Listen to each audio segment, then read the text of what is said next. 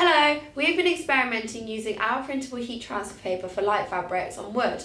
You can use this process to create many different things such as plaques, signs and personalised gifts. Due to the variation of the wood, the examples that we're going to be showing you are merely there as a guide and you will have to experiment yourself, but we believe that you can achieve some impressive results.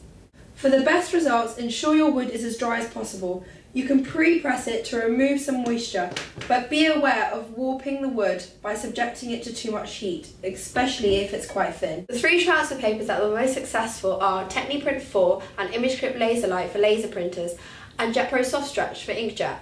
The finished look differs between the three papers and you may prefer one to the other depending on what look you're trying to achieve.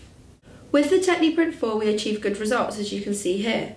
With this paper, the unprinted areas are visible, and this gives a varnish-like look.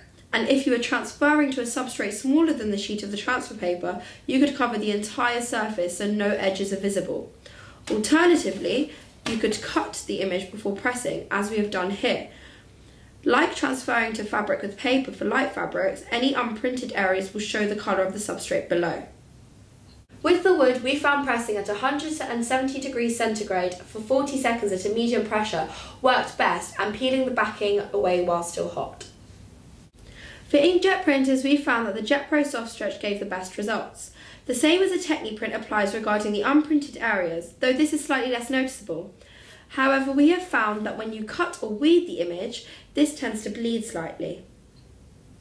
With the wood we used, we found pressing at 180 degrees centigrade for 40 seconds at a medium pressure worked best and peeling the backing away while still hot. Finally, we have been using Image Clip Laser Light. This is for laser printers and is a self-weeding paper, so there are no unprinted areas transferred. Usually, when transferring onto fabrics using Image Clip, there are two sheets included in your pack.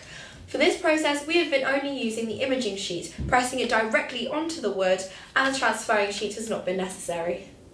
The results we had with this were very crisp, but the wood grain seems to always show through in some areas. This isn't necessarily a bad thing, depending on what type of results you're aiming for. You could get a more solid finish by lightly sanding the wood or using wood which is already very smooth.